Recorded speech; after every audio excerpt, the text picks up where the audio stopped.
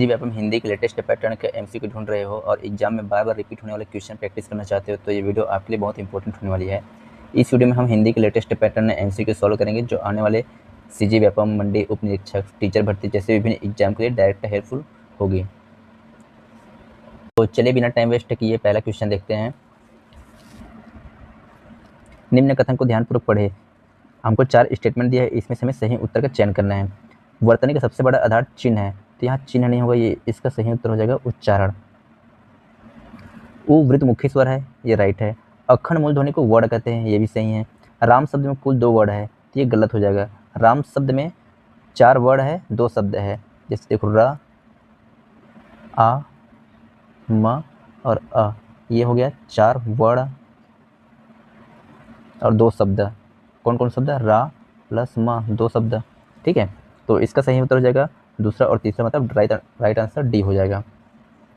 उत्पत्ति के आधार पर शब्द कितने भेद होते हैं? तो उत्पत्ति के आधार पर शब्द के 4 भेद होते हैं। कौन कौन सा? तत्सम, तद्भव, देशज और विदेशज। उत्पत्ति के आधार पर शब्द के कितने भेद होते हैं? तो उत्पत्ति के आधार पर शब्द के 2 भेद होते हैं। स्वर के 2 भेद होते हैं ना। उत्पत्ति के आधार पर स्वर के 2 भेद होते हैं। कौन कौन सा? मूल स्वर और संधि स्वर। ऊष्म व्यंजन को अलग करें, इसका राइट आंसर हो जाएगा सी, स, ह। मूल शब्द किसे कहते हैं? तो जिन शब्दों के खंड सार्थक नहीं होते उन्हें मूल शब्द कहते हैं, तो इसका राइट आंसर ए हो जाएगा। जो 2 शब्दों के मेल से बनते हैं ये गलत हो जाएगा, ये भी गलत हो जाएगा। एक शब्द से दूसरा शब्द बनने की प्रक्रिया को क्या कहते हैं? तो एक शब्द से दूसरा शब्द बनने की प्रक्रिया को व्युत्पत्ति कहते हैं, जिसके 3 भेद होते हैं। कौन कौन सा? रूढ़, यौगिक, योग रूढ़। निम्नलिखित रचनागत अशुद्धि जो प्रायः देखने में मिलती है उनमें अशुद्धियां पहचान कर शुद्ध वाक्य पर टिक कीजिए। तो अभियोग चलाया जाता है, ये गलत होगा। अभियोग लगाया जाता है, ये सही होगा। अभियोग बढ़ाया जाता है, ये भी गलत। अभियोग अर्पित किया जाता है, ये गलत हो जाएगा। तो हमारा राइट आंसर सी हो जाएगा, बी हो जाएगा। सही जोड़ी सुमिलित कीजिए। कॉलम 1 से कॉलम 2 को सुमिलित करना है। व्यक्तिवाचक संज्ञा। अब इस टाइप से क्वेश्चन हमको जो चीज़ क्लियरली पता है हम उसको पहले सेलेक्ट करेंगे। जैसे देखो यहाँ पर द्रव्यवाचक संज्ञा हमको ये पता चल रहा है कि सी का तीसरा है, तो सी का तीसरा इसमें ऑप्शन देख लो कौन सा होगा। तो ए में भी है, बी में भी है, डी में है, सी में नहीं है, तो हम इसको काट देंगे। भाववाचक संज्ञा, तो भाववाचक संज्ञा इसका जगह पंडिताई, पंडित से बना पंडिताई, भाववाचक संज्ञा। तो डी का दूसरा कौन कौन सा ऑप्शन में है? डी का दूसरा सिर्फ डी ऑप्शन में है, तो इसका राइट आंसर डी हो जाएगा। बाकी ये सब चेक करने की जरूरत नहीं था यहाँ पास। क्वेश्चन 9, नीचे दिए गए कथन और कारण के लिए सही विकल्प चयन करें। तो कथन में दिया मेरी पुस्तक अच्छी है, कारण इस वाक्य में संज्ञा शब्द स्त्रीलिंग है, इसलिए सर्वनाम मेरी का प्रयोग हुआ है। तो देखिए यहाँ पर दिया मेरी पुस्तक अच्छी है, तो ये तो कथन सही है। इस वाक्य में संज्ञा शब्द स्त्रीलिंग है, इसमें संज्ञा कौन सी है? पुस्तक, तो पुस्तक स्त्रीलिंग है, ये भी सही है। इससे सर्वनाम मेरी का प्रयोग हुआ है, यहाँ पर मेरी का प्रयोग हुआ है क्योंकि पुस्तक स्त्रीलिंग है, इसलिए यहाँ पर मेरी का प्रयोग हुआ है, ये भी सही है। तो हमारा स्टेटमेंट जो कथन पहला मतलब ये सही हो जाएगा और कारण ये भी सही हो जाएगा। तो इसमें राइट आंसर ए हो जाएगा। कथन और कारण दोनों सही हैं और कारण जो है कथन की सही व्याख्या करती है। निम्नलिखित में से पुल्लिंग को अलग करें, तो इसका राइट आंसर हो जाएगा मुख्यमंत्री। तो याद रखना जो भी पद नाम होती है वह पुल्लिंग में आती है।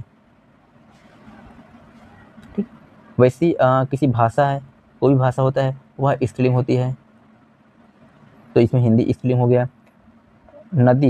नदी स्त्रीलिंग है।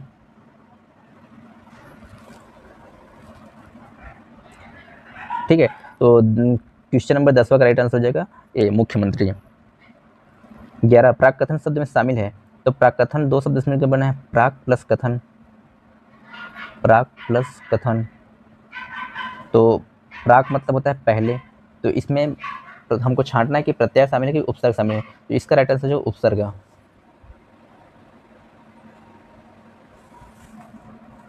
संधि की विशेषता है, संधि संस्कृत भाषा का देन है, ये सही है। संधि में 2 अर्थपूर्ण शब्दों के मेल से एक नया सार्थक शब्द का निर्माण होता है, ये भी सही है। संधि सभी भाषा में पाया जाता है, ये भी सही है। संधि में ध्वनि परिवर्तन आवश्यक है, ये भी सही है। तो हमारा राइट आंसर हो जाएगा डी, JKLM। 13, इनमें से कौन सा वर्ड है जिनका उच्चारण कंठ और तालु से होता है? कंठ और तालु, जिसको बोलते हैं कंठ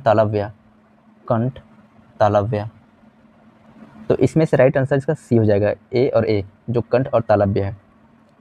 अरबी भाषा का शब्द नहीं है, इनमें से हमको छांटना है कौन सा अरबी भाषा का शब्द नहीं है। तो इसका राइट आंसर जो डी, अफसोस एक फारसी भाषा का शब्द है, बाकी सभी अरबी भाषा शब्द है। कैसे याद करना है, देखो जब हमारे दिमाग में ज़्यादा ख्याल आता है तो दिमाग खराब हो जाता है, तो इस तरीके से आप याद रख सकते हैं, दिमाग ख्याल खराब, ये अरबी भाषा शब्द है। मैं यह कार्य आप ही कर लूँगा, तो इसका राइट आंसर जो निजवाचक, जिस सेंटेंस में जिस वाक्य में आपको आप मिलेगा, आप शब्द मिलेगा, तो यहाँ पर ये निजवाचक सर्वनाम होगा। क्वेश्चन नंबर 16, सही जोड़ी सुमिलित कीजिए।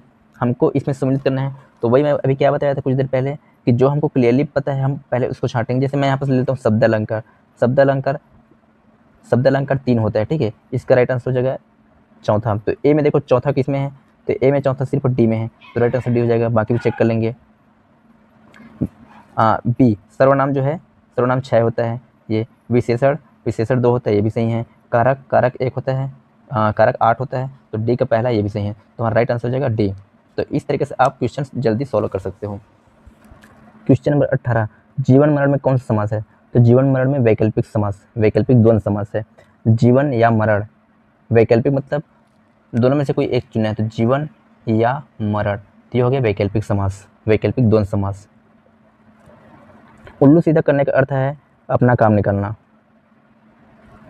आसमान से बातें करने का अर्थ है बहुत ऊंचा। अंधकार का पर्यायवाची शब्द है तिमिर। निम्नलिखित में से कौन सा विकल्प किरण का पर्यायवाची नहीं है, तो इसमें से कौन सा विकल्प किरण का पर्यायवाची नहीं है, तो किरण का पर्यायवाची प्रकाश नहीं है, बाकी सभी सही है ना। तो अंशु होगा, रश्मि होगा, मयूख होगा, तो इस क्वेश्चन का राइट आंसर हो जाएगा बी, प्रकाश। शुद्ध वर्तनी का चयन कीजिए, जिसमें से हमको शुद्ध वर्तनी चयन करना है, तो प्रतिवादी शुद्ध शब्द है, बाकी सभी जो है अशुद्ध है। जैसे द्वंद्व में यहाँ पर ये द्वंद्व होना चाहिए था। प्राक कथन में प्राक कथन, ये उत्सव में होना चाहिए था, ये उत्सव। दो शर्तम प्रत्यय का चयन कीजिए, दो शर्तम प्रत्यय हरता हो जाएगा। औनत शब्द में प्रयुक्त उपसर्ग कौन सा है, तो औनत शब्द में प्रयुक्त उपसर्ग औ, यहाँ पर दो शब्द से बना है औनत, औ प्लस नत। औनत मतलब औ मतलब नीचे हो जाएगा, और नत मतलब झुका हुआ, तो औनत मतलब नीचे झुका हुआ, नीचे झुका हुआ। इसी का अपोजिट होता है उन्नत, उन्नत, औनत का उल्टा उन्नत।